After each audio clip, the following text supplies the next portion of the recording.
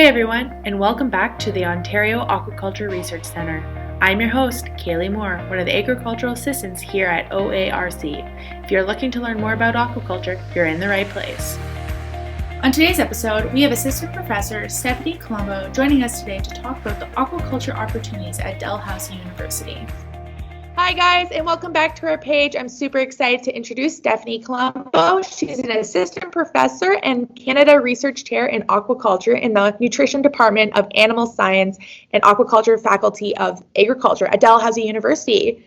So do you want to kind of start us off by introducing yourself and telling us a little bit about yourself? Well, hi everyone, and thanks Kaylee for inviting me to this program. So like you said, my name is Stefanie Colombo. I'm an assistant professor at Dalhousie. I'm at the Faculty of Agriculture. We're about an hour outside of Halifax, the main campus. We have our own satellite campus where everyone is focused on agriculture. A bit about myself, I'm originally from Brantford, Ontario. And I've always been really interested in marine biology and fish and everything about the ocean. So I went to the University of Guelph and I did a Bachelor of Science focused in marine and freshwater biology. And it was there in my last year that I learned about aquaculture. Before that, I didn't know what aquaculture was at all. So Guelph kind of opened the doors for aquaculture to me. And after I finished my degree, I ended up moving to Nova Scotia and I worked as a hatchery technician at a halibut farm called Scotian Halibut. So I worked there for a couple of years, and during that time, the company was doing a lot of research projects with the National Research Council on nutrition experiments with halibut. And so I got involved with doing that, and it got me thinking, wow, I really love doing research. I think this is so interesting. So I ended up going back to school and I did a master's at Dalhousie, and I was working on Atlantic halibut nutrition. And so at that point, I knew I loved doing science. I loved doing research. So once I finished my master's, I went and did a PhD. I was looking at sustainable ingredients for Atlantic salmon, rainbow trout, Atlantic cod at Memorial University in Newfoundland. And then I did a postdoc after that at Ryerson, and I was looking a little bit more broadly at fatty acid production and essential fatty acid distribution in aquatic ecosystems. So looking a little bit more broadly about where do essential fatty acids come from in aquatic ecosystems, how do we use them, how can we use them more sustainably, things like that. And since 2017, I've been here at Dalhousie as a professor. That's a bit about my background. Oh, that's awesome. I think it's really cool to kind of hear everyone's background in this field, because people do go across Canada, go to different countries, and people really go where the experience is and the opportunity is. So everyone has a very unique story, and thank you so much for sharing that with us, because you've been here and back and there and back and just finding your place in this industry, and it's fantastic. And you don't know where you're going to go next, so you have to be open to opportunity. And it's kind of funny looking back; it all kind of falls into place. But I had no idea when I was an undergrad that I would move to Nova Scotia, I would work on a halibut farm, that I would move to Newfoundland. Like you keep open to opportunity, and when things come into place, you look back, it's like, oh, that worked out really well. Yeah, and that's exactly, we were just touching upon it before, I'm from Guelph area, and I went up to Sault Ste. Marie, and then I did some contract work in Timmins, and then I was in South River, and then I found myself back here, and now I'm actually moving back to Sault Ste. Marie, back to where I went to school. And kind of the same thing, I never saw myself moving back to where I went to school, but it was never out of the question. But it's just you can't really predict where you're going, and you don't even know, I don't even know if this is going to be the last place. Right. But it's just stepping stones, in our journey. But open to opportunity, and there's a lot of opportunity in aquaculture too. Exactly. And so there's a lot of doors that are opening because it's an industry that's growing so much. Exactly. So your specialty is improving aquatic nutrition for farm fish through nutrigenomics, which is growing source of practical solutions for aquaculture. How has this field evolved over time? In the last 15, 20 years that I've been in aquaculture, involved in the field, I've seen it grown so much in just that short period of time. So the industry is rapidly evolving. The research that's supporting the industry is rapidly evolving. And the tools that we use in research, like in the area of nutrigenomics, is changing and updating so quickly. Like new paralogs of genes are being discovered for salmon every year. And so we can be more precise about how we're testing the fish and their response to new feeds. And even the formulations that the industry is using from, when I started getting involved in 2006 to now have changed a lot. So the idea of replacing fish meal and fish oil to more terrestrial-based diets is now evolving to diets that have different ingredients that are not terrestrial-based, like microalgae and black soldier flies, and getting away from using plants. So that's really just happened in the past 15 years. It's happening so quickly because there's a need for it. There's rapid growth. And so the tools and techniques and resources that we use are really changing a lot. So even in that short time, I've seen a huge evolution. Yeah, I think it's, nutrition and feed is like a huge part. Like as much as water for, fish to survive, feed is really the next step in, survival and having really good growth and production. And here at our facility, we are research focused, and we do about a feed trial, I think, once a year, maybe two in a year, because everyone's trying to find the best source for their, fish or whatever, and trying out new things, because like you're saying, it's a growing industry. So people are constantly working to make better products and like find better sources. And it's fascinating to see what is really, even myself being here the past 2 years, like watching things change and adjust as like over 2 years, because people are just trying to get better. Yeah, absolutely. So do you kind of want to talk about your overall research goals for us? Yeah, so the goal of my lab, really, the overall goal is to improve sustainability in aquaculture. And we do this through new discoveries and innovation through a nutrition lens. And really the overall goal and the goal of the lab, my personal goal even, is to contribute toward healthier and more sustainable seafood for our future. And so our lab is trying to address questions like, how can we use less resources to make better food? And how can we rely less on wild fisheries to help improve our overall ocean health? And how can we try to improve the resiliency of aquaculture in face of things like climate change and global pandemics? And how can we improve the nutritional profile of the fillets that we're eating? How can we pump in more essential nutrients into those fillets so it's healthier for everyone to eat? Things like that. No, that's fantastic. And I think, looking at sustainable, like aquaculture, there's every aspect of part of an aquaculture system needs to be sustainable for that to be, able to make it all sustainable and work from, whether it's, from egg to plate, the whole system needs to be sustainable. And, how is your work part of the solution in addressing, environmental concerns within the aquaculture industry?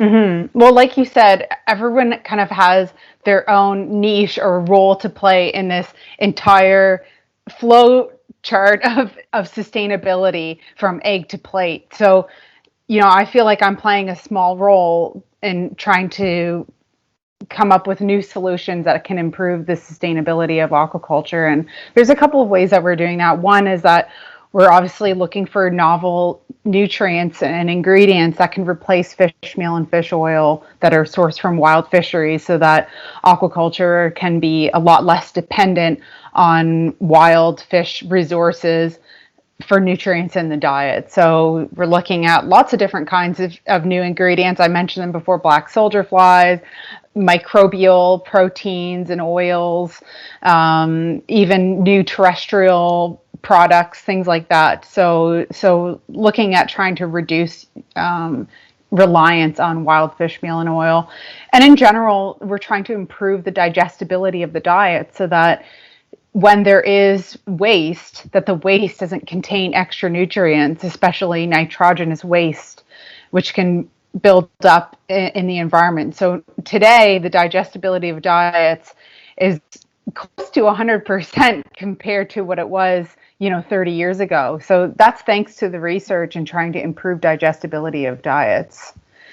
Yeah, no, that's super fantastic. And I think, what you're saying, like you feel like you're playing a small part in this, flow chart, but it is a big part because, it's what the fish feed on, and that's what's going to grow the fish to be, for people's production, to put that fish on someone's plate, and, making sure that is, 100% digestible and the waste is limited as possible. That's going to have a huge effect on the entire system. And I kind of wanted to ask you kind of what is the big advantage in having fish farming in our future, kind of like in your own perspective?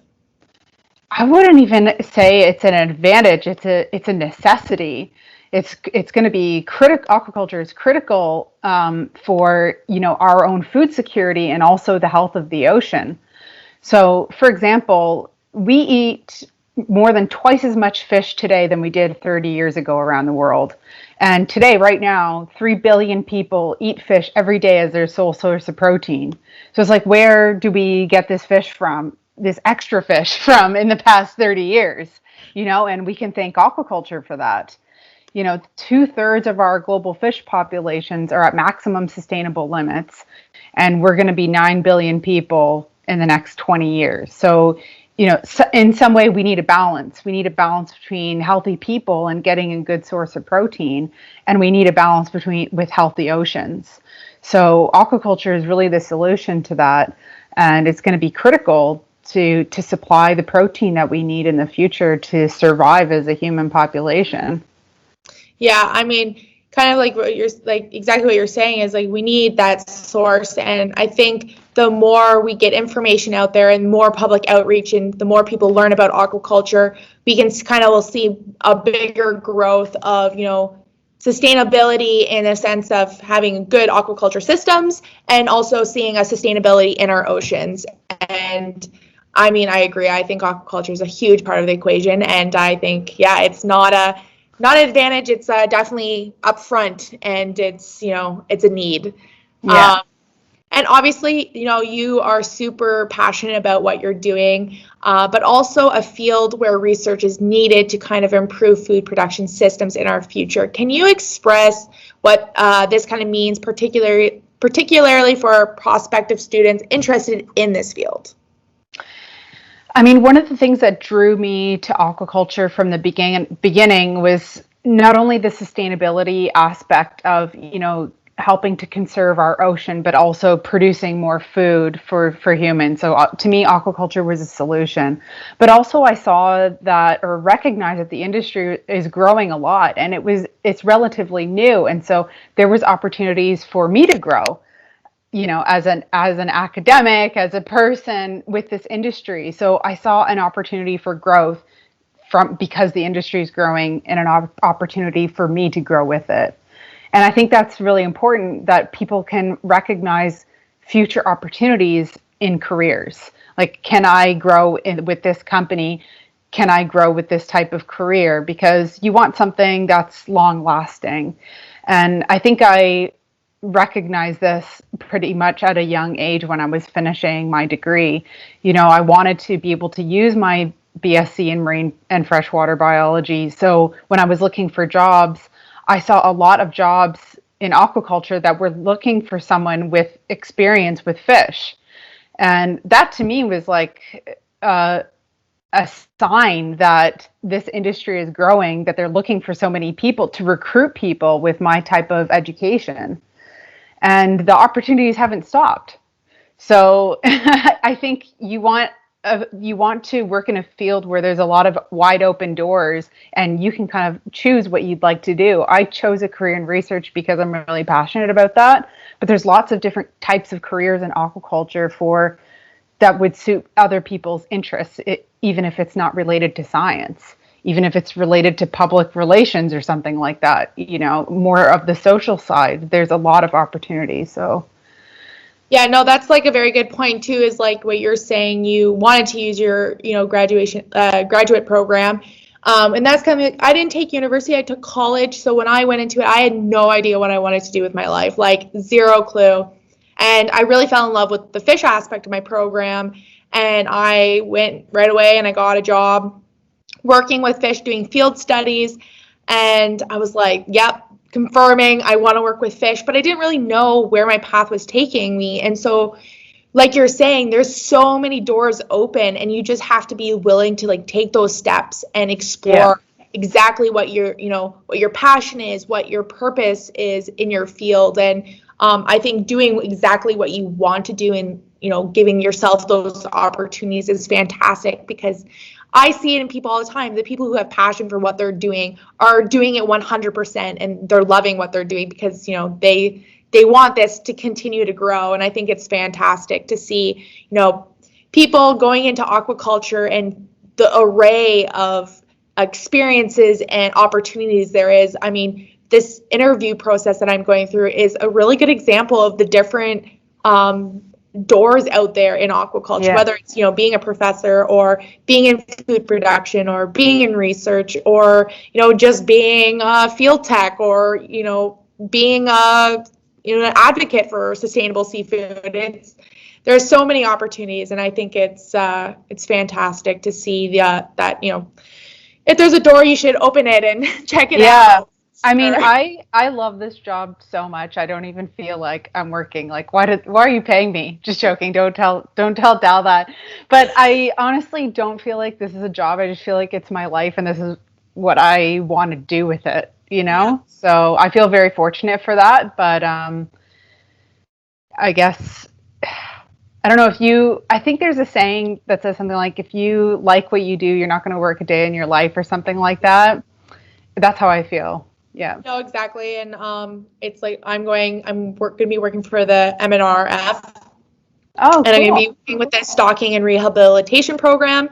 And I really get to blend like my personal life, like my loves, and kind of my aquaculture love, because I'll get to be out in the field. I know like my first week I'm going to be going out and watching how they stock on snowmobile. And it's like, how is this my job? Yeah, that's amazing. But it's I mean, there's so many doors, but what you're saying is, you got to take those opportunities and make them your own and find what really works for you, because there are so many options out there. And if you what you're saying about that quote, if you find that job where you love what you're doing, you really don't feel like you're working. I mean, we all have our bad days. I mean, when I'm cleaning up fish poo, I'm not like, this is my day. But when I get to do the cool stuff, I'm definitely ecstatic to be at work. But kind of, you're in a cool situation, and I really wanted to ask you this because you are an assistant professor at Dalhousie, but you graduated from the Marine and Freshwater Biology program at University of Guelph.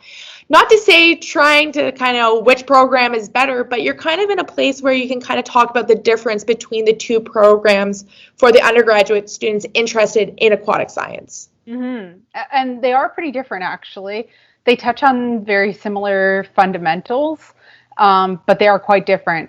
If you asked me as a first year if I was going to take aquaculture, marine, and freshwater biology, I don't know that I didn't even know what aquaculture was. I mean, I think things have changed now than they did when I started in 2002, with regards to people knowing what aquaculture is. But the program here at Dal is really geared toward fish understanding, fish biology, fish production. You're going to learn hands-on techniques with regards to spawning, vaccinations, nutrition. They are more, would get a major in aquaculture. So it is really geared toward that. There are other courses that you can choose from to supplement your degree, like aquatic ecology, conservation, things like that.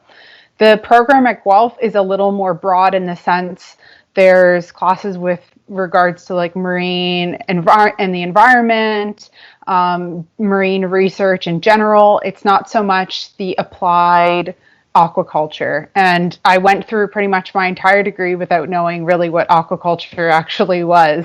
So it's not, maybe it is now. So yeah, with the caveat that I graduated in 2006. So maybe the program at Guelph has changed. This is my experience back in the early 2000s.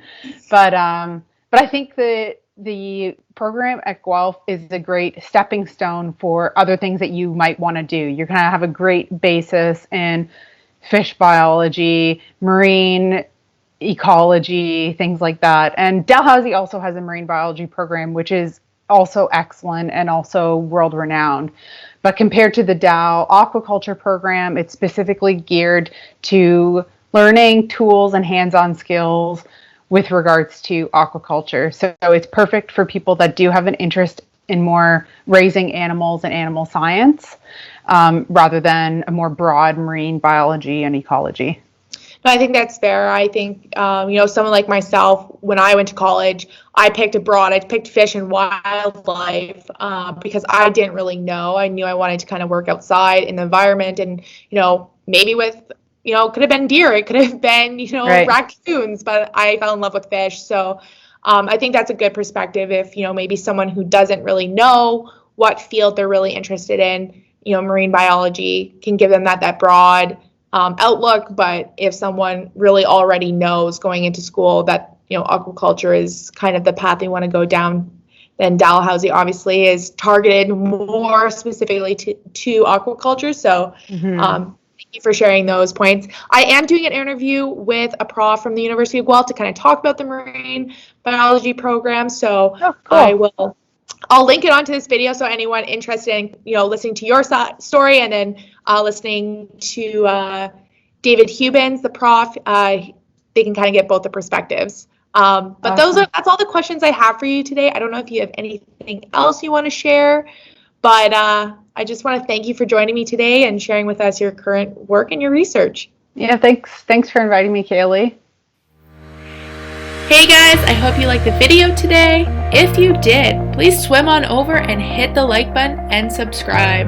Comment below if you have any questions you want answered in any of our future videos. Hope to see you next time.